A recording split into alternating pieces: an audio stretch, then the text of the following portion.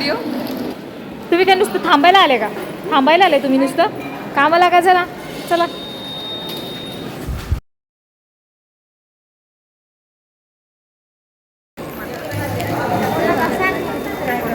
या पोरींचा नाही नाही चालेल काय. हॅलो नमस्कार फॅमिली. तर आज तुमच्यासोबत मी खूप महत्त्वाचा विषय मांडणार आहे, शेअर करणार आहे. तो काय आहे? तो आहे माझा स्वामी सेवेचा.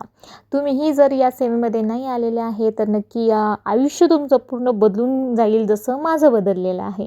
आधीचं आयुष्य माझं वेगळं होतं, आताचा पूर्ण आयुष्य वेगळं आहे. तर याच्यामध्ये भरपूर सेवा आहे जे मी करते. असं तर मला असं आवडत नाही, तसं मी व्हॉट्सअपला स्टेटसलासुद्धा मी जास्त ठेवत नाही की मी आज ही सेवा केली, ती सेवा केली.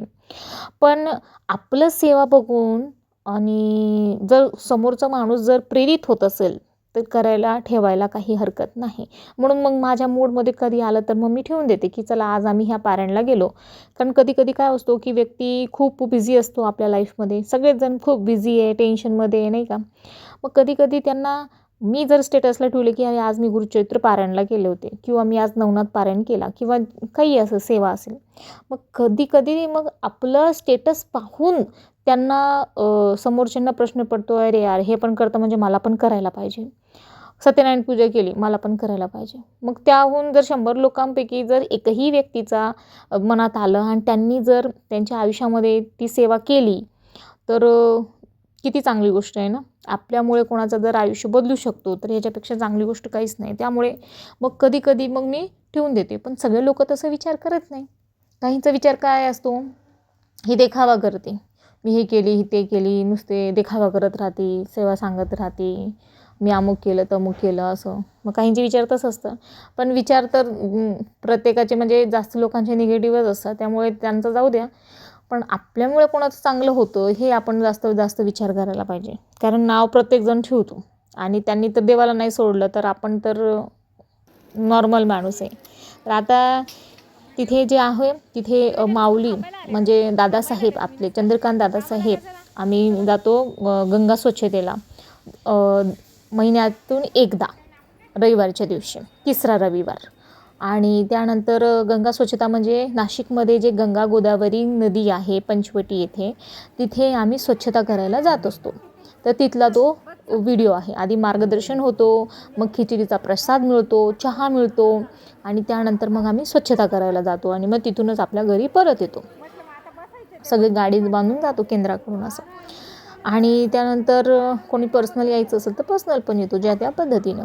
त्यानंतर मग दर महिन्याला दर शनिवारी गुरुपीठ त्र्यंबकेश्वर येथे आपलं गुरुचरित्र सेवा असते. तिथे दर शनिवारी नाही जाऊ शकत, होत नाही, पण कधी तर गेलं तर हजेरी लावून देतो. पण महिन्यातून एकदा दुसरा रविवार नवनाथ पारायण असतो गुरुपीठावरती. तर तिथे मात्र न चुकता जायची इच्छा असते, पण काही अडचण आली, काही प्रॉब्लेम आला तर मग तो राहून जातो. पण इच्छा खूप असते आणि तेही सेवा म्हणजे ऑलमोस्ट होतातच माझे. आता इथे आहे आम्ही सगळे बुंदी बनवायला आलेले आहे, जसं तुम्हाला दिसतं. ही आहे गुरुपीठ. गुरुपीठमध्ये ना जसं कधी कधी आम्ही श्रमदान करायला जातो. श्रमदान म्हणजे आपल्याकडून आपण सेवा करतो, काहीतरी अन्नदान, मग परत देणगी वगैरे देणं, जे पैशाच्या रूपानं आपण देतो हां. आणि श्रमदान म्हणजे आपण श्रम करतो, असं समयदान, वेळ देतो आपण, ह्या सगळ्या दान असतात.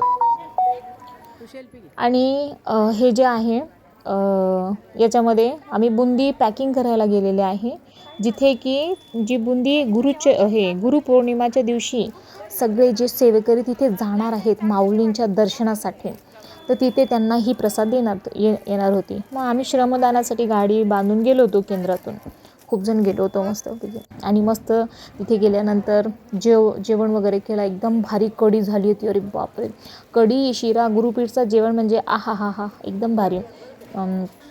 त्यानंतर जेवण केला मस्त पोट भरून आणि मग आम्ही बुंदी पॅकिंगला बसलो आणि मस्तपैकी 1-4पर्यंत आलो. आणि आमच्या केंद्रातून ना 30 का 35 जण आम्ही गेलो होतो. खूप मोठी संख्येमध्ये गेलो होतो बुंदी पॅकिंगसाठी. आणि सगळ्या केंद्रातून आले होते नाशिकच्या. खरंच ना, नाशिककर जवळ आहेत ना, म्हणून जे जास्त सेवा असतात ना नाशिककरांना भेटतो. म्हणून मला या गोष्टीचं खूप गर्व आहे की मी नाशिककर आहे. आणि महाराजांकडून एकच विनंती आहे की मला आयुष्यभर मरेपर्यंत त्यांच्या सेवा पासून कधी वंचित ठेवू नये किंवा त्यांच्या चरणापासून कधी वंचित ठेवू नये. मला इथेच राहायचं आहे नाशिकमध्येच, कारण इथल्या इथे दिंडोरी सहज अर्ध्या तासावरती, गुरुपीठ अर्ध्या तासावरती, त्र्यंबकेश्वर, जिथे त्र्यंबकेश्वर पूर्ण विश्वामधला हा एकच असं आपण म्हणू शकतो ज्योतिर्लिंग आहे, जिथे ब्रह्मा, विष्णू आणि महेश तीनही एकाच रूपामध्ये विराजमान आहे. नाहीतर दुसरी कोणतीच अशी ज्योतिर्लिंगमध्ये असं कोणताच ज्योतिर्लिंग नाही आहे जिथे तीनही देव आहेत. इथे नवनाथ आहेत, इथे अंजनेरी आहे, जिथे भगवान हनुमान आहे, त्यांचा जन्म झालेला आहे. इथे श्रीरामांनी 14 वर्ष वनवास काढलेला होता, सीतामाता, म्हणजे असे भरपूर नवनाथांचा पण इथे आहे, निवृत्तीनाथांची इथे समाधी आहे.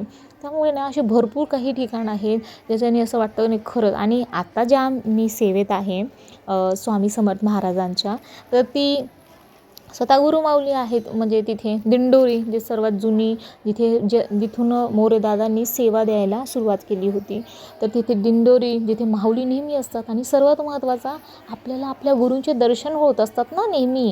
जितक्या वेळ आपण जाणार तितका वेळ आपल्याला आपल्या गुरूंचा किंवा गुरुपुत्र, आता जर आम्ही पारायणलाही गेलो तर तिथे गुरुपुत्रांचं आम्हाला दर्शन होतो.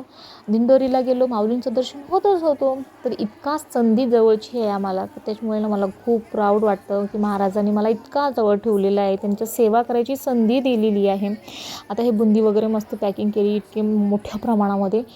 मला असं वाटतं ना 150-200 लेडीज काहीतरी असतील तिथे पूर्ण जण, असं म्हणजे खूप मोठ्या प्रमाणामध्ये. कारण इथून ना ही जी गुरुपीठ आहे, ही जी बुंदी आहे ना, पूर्ण भारताच्या जेवढे केंद्र आहेत त्या केंद्राला ही बुंदी जाणार होती. इतक्या मोठ्या प्रमाणामध्ये ही बुंदी आहे. म्हणून बघा, छोटे पॉकेट जे आहे ते नॉर्मल जे सेवेकरी आहेत त्यांना देणार होते, आणि जे मोठे पॉकेट बघा तिथे गोण्या लावलेले आहेत, ते गोण्या जे आहे त्या प्रत्येक एक केंद्राला तो जाणार होतो. हे बघा तिथे मागे किती गोण्या लावलेले आहेत बघा. तिथे ऑलमोस्ट 1-1.5 किलोचं पण आम्ही पॅकिंग केली होती आणि मोजून ते ठेवले होते. तर ते सगळं पूर्ण भारतामध्ये जेवढे स्वामी केंद्र आहेत ना, तिथे गुरुपीठहून हा प्रसाद जाणार होता. तर ही सेवा झाली 27 तारखेला, नाही 23 तारखेला काहीतरी गेलो होतो आम्ही, 22-23ला. आणि त्यानंतर ही 27 तारखेला आमची पायी सोहळा निघाले, दिंडी निघाली बघा. ते ब्ल्यू कलरचा ड्रेस मी निघालेले. तर इतका पाऊस होता, मस्त दिंडी आम्ही पायी गेलो होतो इथून गुरुपीठला. खूप मजा आली. किती जण होतो आम्ही ना, खूप मोठा जो टेम्पो असतो ना, कोणता तो ॲसर का कोणतं होतं गाडी, ती गाडीचं नाव काय आहे, ॲसर ओसर असं काहीतरी गाडीचं नाव आहे ना, ती आयसर मोठी गाडी, आयसर असंच काहीतरी. तेवढी मोठी गाडी आम्ही घेऊन गेलो होतो. आणि हे पूर्ण नाशिकच्या बाहेरचे सगळे सेवेकरी आले होते. आणि मस्त जेवण वगैरे हे करण्याच्या आधी डान्स करून घेतला.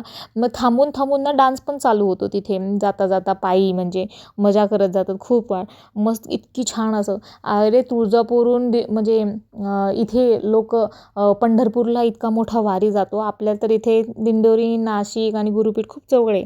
म्हणून याने मी पहिल्यांदाच आली होती. इतका आनंद वाटला ना, खरंच मला इतका छान वाटतं ना, मला खूप, मी